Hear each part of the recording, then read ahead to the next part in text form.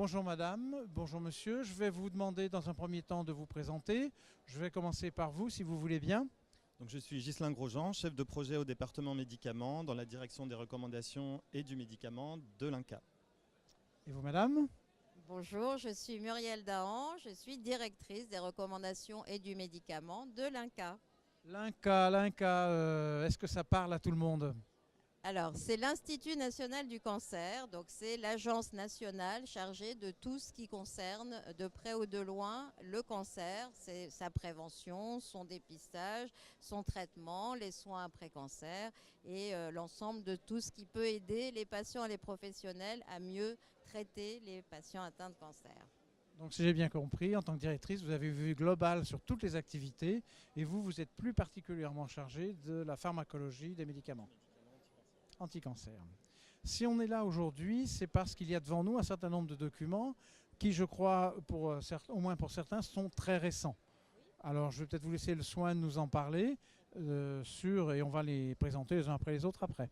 Parfait. Donc, dans ma direction, donc, il y a le côté recommandation qui vise à établir tout ce qui est référentiel, recommandations harmonisées sur l'ensemble du territoire pour les professionnels, les spécialistes. Donc, il y a une collection à l'attention des médecins spécialistes, une collection donc qui vient d'être totalement rénovée à l'attention des médecins généralistes et également les guides Cancer Info qui sont destinés aux patients, qui sont des guides extrêmement complets pour les patients. Et du côté médicaments, nous avons également des recommandations qui visent à améliorer le bon usage des médicaments et en particulier à mieux comprendre et à mieux traiter les effets indésirables des médicaments. Donc c'est dans ce cadre-là que nous avons lancé une nouvelle collection également de fiches très pratiques qui visent à connaître les principales informations sur les effets indésirables des médicaments anticancéreux oraux pour l'instant. Si vous me le permettez, je vais laisser ça de côté, on va en parler avec mon voisin de gauche. Et pour l'instant, on peut peut-être parler déjà de ceux qui sont ici.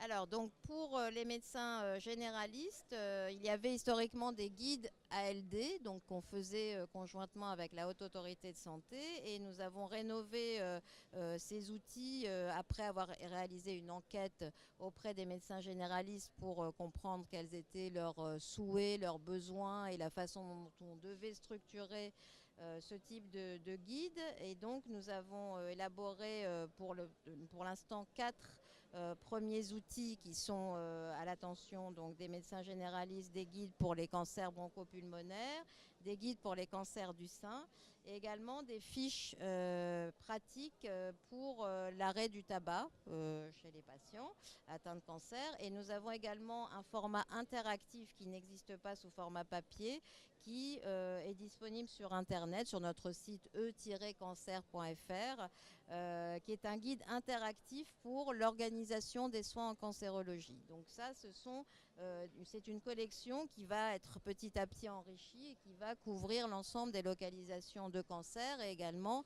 des outils pour la pratique sur les démarches sociales, sur un certain nombre de thèmes un peu transversaux pour que les médecins généralistes aient accès aux informations les plus pertinentes pour leur pratique dès lors qu'ils reçoivent ou qu'ils suivent un patient atteint de cancer.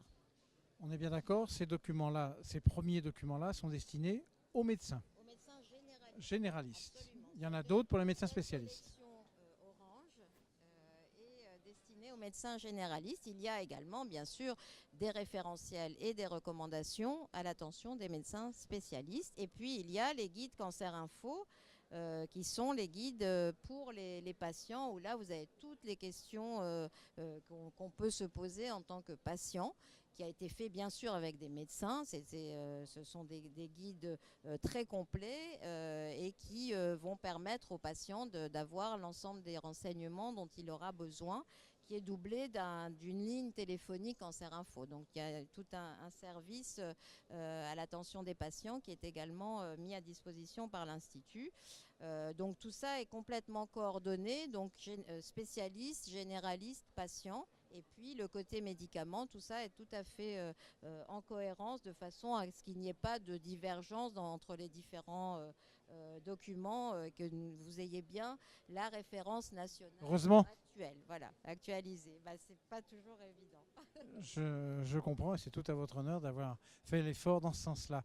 On passe aux médicaments. Je vous donne la parole. Est-ce que vous pouvez me présenter ce document qui lui aussi est nouveau?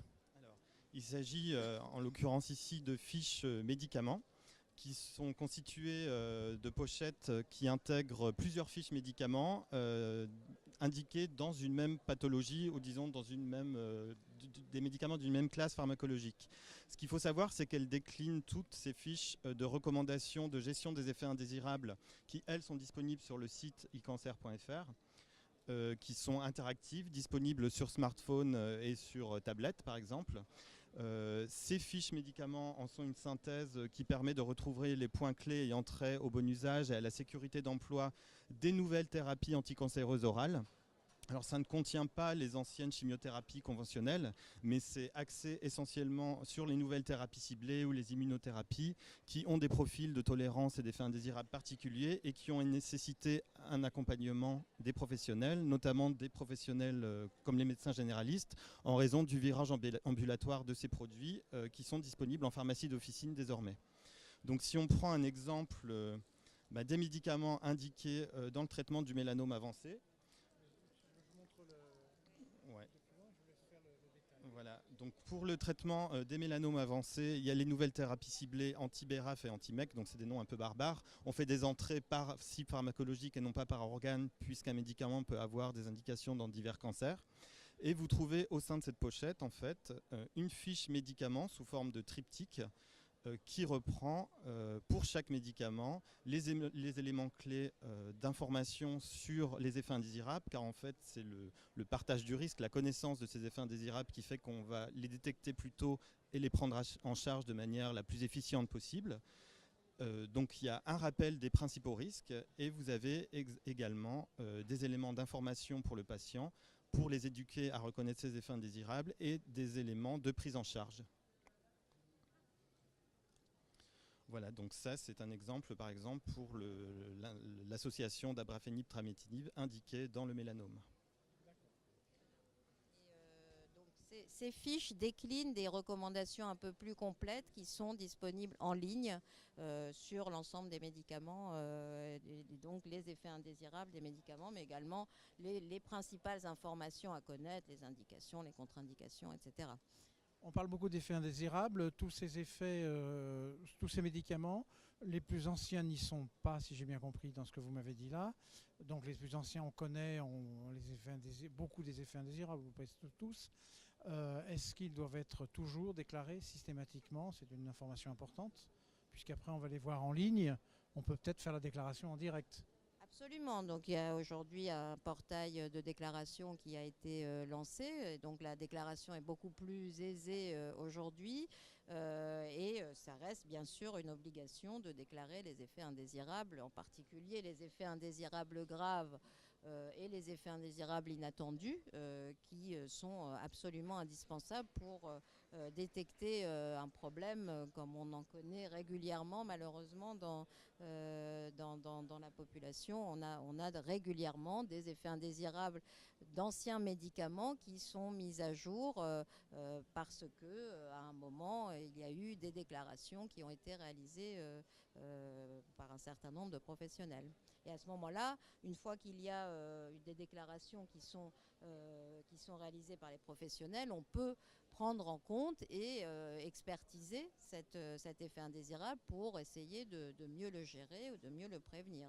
On dit très souvent que les effets indésirables des médicaments, d'une façon très générale, sont sous-déclarés.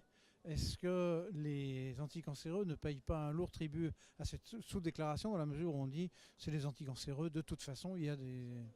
Absolument. La difficulté, l'imputabilité de l'effet indésirable, surtout lorsqu'on est dans des situations avancées ou métastatiques, où effectivement la part d'imputabilité du médicament par rapport à l'évolution d'un cancer est toujours délicate à identifier, mais ça ne dispense pas de déclarer de façon à pouvoir faire le tri et à pouvoir justement comprendre ce qui s'est passé pour telle ou telle pathologie, tel ou tel profil de patient.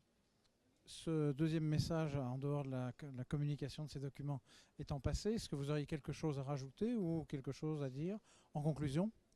En conclusion, c'est que les nouvelles thérapies sont assez pointues au niveau scientifique, donc il faut aller regarder, essayer de comprendre, et ce type d'outil vous permet d'avoir vraiment les informations les plus utiles pour votre pratique quotidienne, parce que ce n'est pas facile de suivre l'ensemble de ces nouveautés et de se les approprier. Donc voilà, l'Institut essaie d'améliorer cette appropriation par le médecin généraliste et par l'ensemble des professionnels pour mieux traiter les patients et donc éviter qu'il n'ait des effets qui soient malheureusement qui se manifestent, et puis surtout qu'ils soient évitables. Donc c'est là qu'est la principale mission de tous les professionnels de santé, médecins spécialistes, généralistes, pharmaciens. On est tous là pour ça. Vous avez bien évoqué la difficulté des généralistes de se retrouver face à un panel de maladies et de médicaments.